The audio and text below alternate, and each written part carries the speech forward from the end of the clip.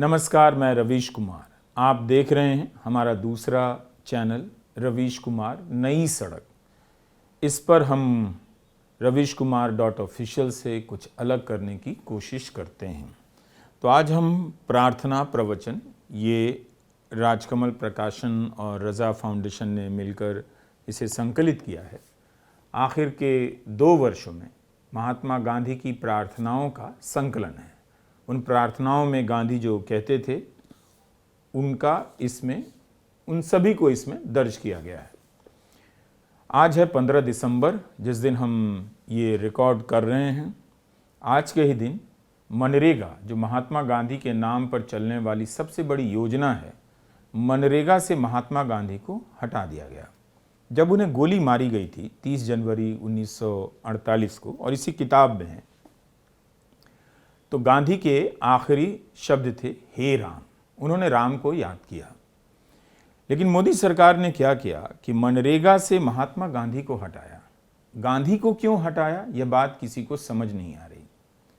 लेकिन नाम को इस तरह से सजाया है कि विकसित भारत जी राम जी योजना इसका नाम हो जाता है। यह सरकार की अपनी मर्जी हो सकती है कि किसी योजना का नाम वो रखे, बदले, लेकिन जिस योजना को 12 करोड़ मजदूर महात्मा गांधी के नाम से जानते हैं, उस योजना से महात्मा गांधी का नाम हटाकर जी राम जी की तरह ग्रामीण आजीविका, रोजगार, इन सभी शब्दों को इस तरह से मिलाया जाता है कि इनका संक्षिप्त रूप, एब्रीविएशन जी राम जी हो जाता है। शायद ये मंशा रही होगी कि जब विवाद होगा तो हम राम का नाम लेकर महात्मा गांधी का नाम हटाए जाने का बचाव करेंगे। महात्मा गांधी ने जब उन्हें गोली लगी तो राम का नाम लेकर अपने प्राण त्याग दिए। अब इस वाक्य का आप पर क्या असर होता है, आप पर छोड़ता हूं। पर प्रार्थना सभा से मैं 2 अक्टूबर 1947 प्रार्थना प्रवचन से गांधी जो कह रहे हैं वह मैं आपके सामने पढ़ना चाहता हूं। तो जो इसमें लिखा है मैं वही पढ़ रहा हूं। ये सारी गांधी जी की बातें हैं, मेरी नहीं है, मैं सिर्फ पढ़ना चाहता हूं। एक और बात है, गांधी जी बहुत लंबे समय तक आंदोलनों का नेतृत्व करते रहे पूरी दुनिया में, भारत ही नहीं। और भारत में जो उनका आंदोलन था उसका असर पूरी दुनिया में बना ही। इस वजह से गांधी पूरी दुनिया के आंदोलनों का भी नेतृत्व करते रहे उस समय, और आज भी एक तरह से प्रेरणा के रूप में करते हैं। पर गांधी ने कभी भी लच्छेदार भाषण से जनता को अपनी तरफ लाने का प्रयास नहीं किया। जब आप गांधी की पुरानी रिकॉर्डिंग सुनेंगे तो लगेगा गांधी जी के बोलने में कोई बात ही नहीं है, कोई अंदाज नहीं है, कोई शैली नहीं है, कोई उतार चढ़ाव नहीं है, कोई नाटकीयता नहीं है, कोई भाव नहीं, भंगिमा नहीं, चीख कर बुलाना, हाहाकार मचा देना, ललकारना, ये सब कुछ नहीं। गांधी सिर्फ बोलते थे जैसे घर का कोई बुजुर्ग परिवार के बीच धीरे धीरे अपनी बात कहता है और सब सुनते हैं। उस शैली में भी उस वक्त जब लाउडस्पीकर का आगमन हो गया था, मगर मानकर चलते हैं कि उस वक्त कोने कोने तक लाउडस्पीकर की पहुंच नहीं रही होगी, तब भी लोग गांधी को सुनने आए, बैठकर गांधी को सुना करते थे। तो गांधी को सुनना अपने आप में एक तरह से एक कायदा बन गया होगा कि अगर गांधी को सुनना है तो ठहर कर सुनना है, क्योंकि गांधी बहुत ठहर कर बोलते हैं। भाइयों और बहनों, तो ये 2 अक्टूबर 1947 का उनका भाषण है जो उन्होंने अपनी प्रार्थना सभा में दी।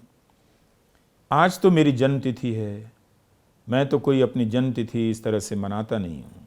मैं तो कहता हूँ फाका करो, चरखा चलाओ, ईश्वर का भजन करो। यही जन्मतिथि मनाने का मेरे ख्याल में सच्चा तरीका है। मेरे लिए तो आज यह मातम मनाने का दिन है। मैं आज तक जिंदा पड़ा हूँ, इस पर मुझको खुद आश्चर्य होता है, शर्म लगती है। मैं वही शख्स हूँ कि जिसकी ज़बान से एक चीज़ निकलती थी कि ऐसा करो तो करोड़ों उसको मानते थे, पर आज तो मेरी कोई सुनता ही नहीं। मैं कहूँ कि तुम ऐसा करो, नहीं, ऐसा नहीं करेंगे, ऐसा कहते हैं। हम तो बस हिंदुस्तान में हिंदू ही रहने देंगे और बाकी किसी को पीछे रहने की ज़रूरत नहीं है। आज तो ठीक है कि मुसलमान को मार डालेंगे, कल पीछे क्या करोगे?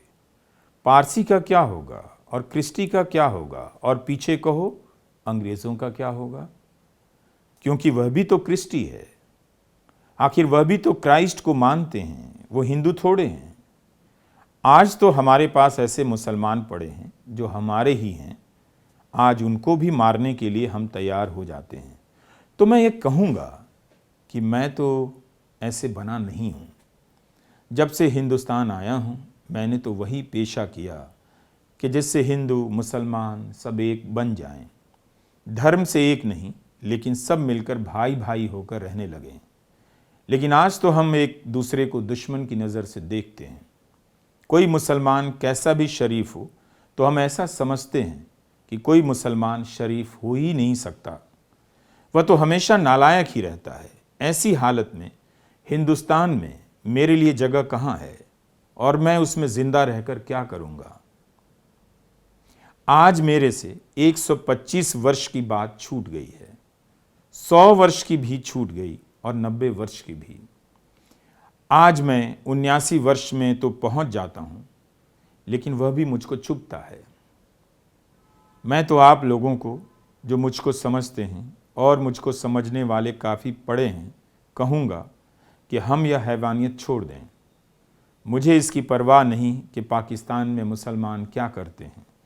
मुसलमान वहाँ हिंदुओं को मार डालें उससे वे बड़े होते हैं, ऐसा नहीं। वह तो जाहिल हो जाते हैं, हैवान हो जाते हैं। तो क्या मैं उसका मुकाबला करूं? हैवान बन जाऊं, पशु बन जाऊं, जड़ बन जाऊं? मैं तो ऐसा करने से साफ इनकार करूंगा और मैं आपसे भी कहूंगा कि आप भी साफ इनकार करें। अगर आप सचमुच मेरी जन्म तिथि को मनाने वाले हैं तो आपका तो धर्म यह हो जाता है कि अब से हम किसी को दीवाना बनने नहीं देंगे। हमारे दिल में अगर कोई गुस्सा हो तो हम उसको निकाल देंगे। मैं तो लोगों से कहूँगा, भाई आप कानून को अपने हाथ में ना लें, हुकूमत को इसका फैसला करने दें। इतनी चीज़ आप याद रख सकें तो समझूंगा कि आपने काम ठीक किया है। बस इतना ही मैं आपसे कहना चाहता हूँ। 2 अक्टूबर 1947 को गांधी प्रार्थना सभा में अपने जन्मदिन को लेकर बात करते हैं। इस गांधी का नाम मनरेगा के नाम से हटा दिया गया। सत्ता के व्यवहार में गांधी तो अब है नहीं, पर सत्ता के गलियारे में गांधी की अनेक तस्वीरें मौजूद हैं। नाम हटा देने से गांधी को कोई फर्क नहीं पड़ता। उनकी सोच किसी मूर्ति या किसी योजना के नाम तक सीमित नहीं है। देखने वाले आज न कल देखेंगे कि महात्मा गांधी का नाम हटाकर आपने जब जी राम जी लगाया तब राम की मर्यादा का, जिसकी वजह से राम पुरुषोत्तम माने गए, उनकी मर्यादा का पालन किया या नहीं। छल कपट से आप राम को कभी नहीं जोड़ सकते। तब देखा जाएगा कि इस योजना में गांधी का नाम हटाकर जी राम जी करते हुए 12 करोड़ से अधिक मजदूरों के साथ छल कपट तो नहीं की गई है। नमस्कार, मैं रवीश कुमार।